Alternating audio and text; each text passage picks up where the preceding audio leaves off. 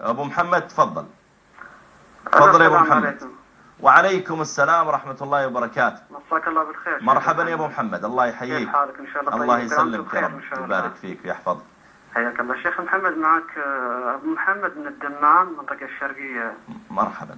مرحبا فيك والله. في الحقيقة كنت بصراحة يعني شيخ محمد أنا معجب فيك. الله يكرمك. يعني وكشيخ يعني معجب فيك. جزاك الله خير محمد. الله يحفظك إن شاء الله. بس شيخنا كان في عندي أنا من خلال متابعاتي في بعض الأوقات كنت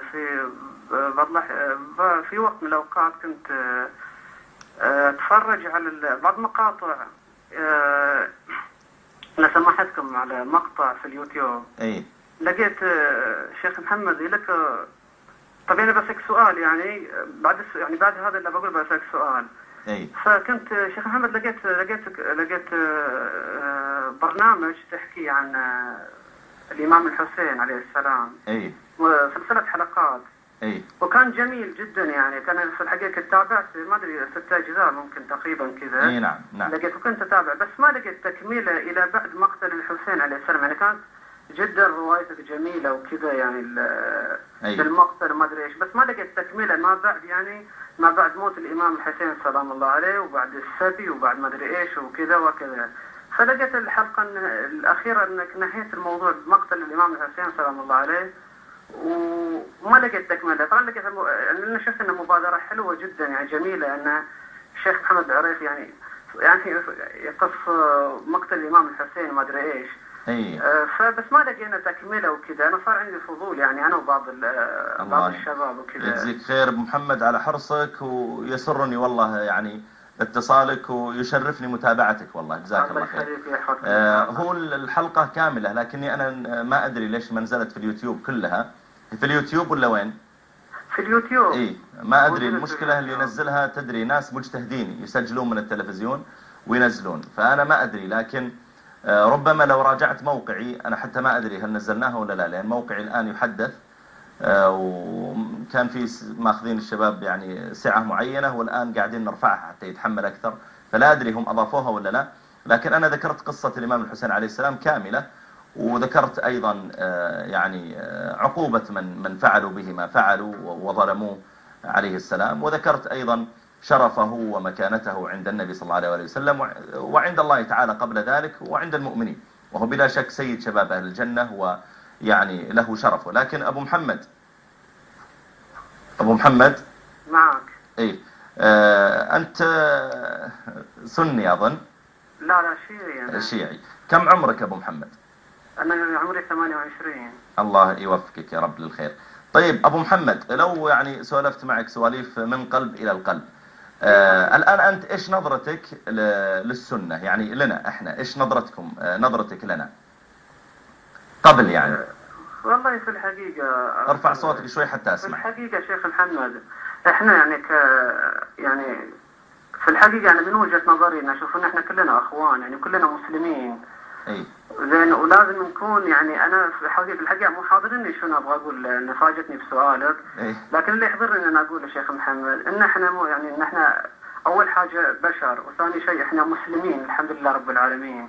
زين وكلنا أخوان يعني والمفروض والمفترض إنه يكون إن كلمتنا كلها تكون واحدة وإن الله يرسلنا كلنا على أعدائنا.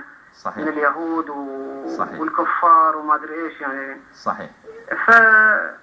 لكن يعني أما من خلال نظرتي لك أنت شيخنا وبشكل عام إلى أخواننا السنة أنا في الحقيقة أنا أغلب أصحابي ترى يعني كلهم يعني بصرف النظر عن أخواني الشيعة أغلب أصحابي ترى يعني سنة من يعني معي بالعمل وخارج العمل بالعكس كلنا حبايب وحلوين وناكل سوا ونطلع سوا ونتمشى سوا عادي ما في مشكلة ولا في حزازيات بالعكس كلنا نحترم بعض وكلنا يعني نحب بعض بالعكس يعني أنا بالنسبة لي يعني قلبي يعني الحمد لله مرتاح. قلبك طيب يا محمد إن شاء أبو محمد. الله يسلمك. بس آخر سؤال شيخنا.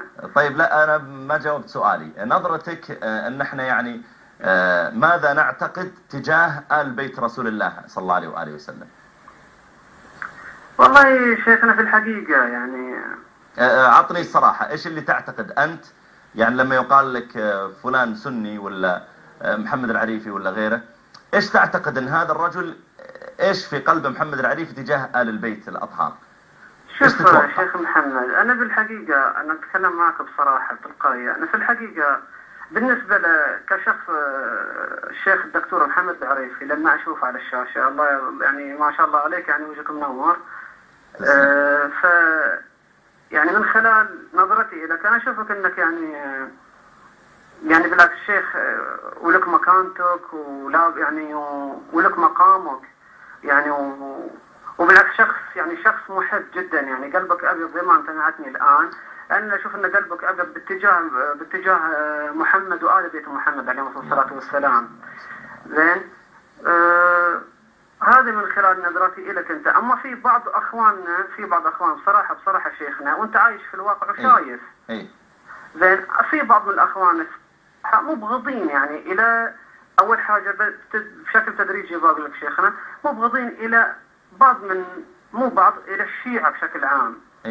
أوكي، مبغضين للشيعة، وفي بعض يعني فئات، وفي بعض من السنة يعني يا سبحان الله أنه مبغضين يعني لدرجة مبغضين لأهل البيت. مش عارف ليش. أنا أتكلم من واقع أنا أشوف يعني بصراحة. طيب أبو محمد، أنت إيش نظرتك لأبي بكر وعمر؟ ترى أنهم مؤمنين مسلمين؟ لا شك في هذا، أنه مؤمن ومسلم. لا شك في هذا صحيح. طيب. في قلبك شيء عليه ولا عادي أبو بكر وعمر صحابة أجلة؟ بالعكس والله، بالعكس أتكلم معك من قلب صادق يا شيخ محمد. بالعكس أنهم أصحاب النبي صلى الله عليه وسلم أكيد. طيب أكيد. تعتقد أن القرآن كامل ولا الآيات اللي مدحت علي رضي الله تعالى عنه حذفت منه؟ يعني مثلا ألم نشرح لك صدرك وجعلنا عليا صهرك مثلا. انقطع الاتصال. طيب اتصل مرة ثانية أعطوني إياها، أو إذا عندكم رقم ليتكم تكلموني يا شباب. نسأل الله لنا ولكم التوفيق أخوي.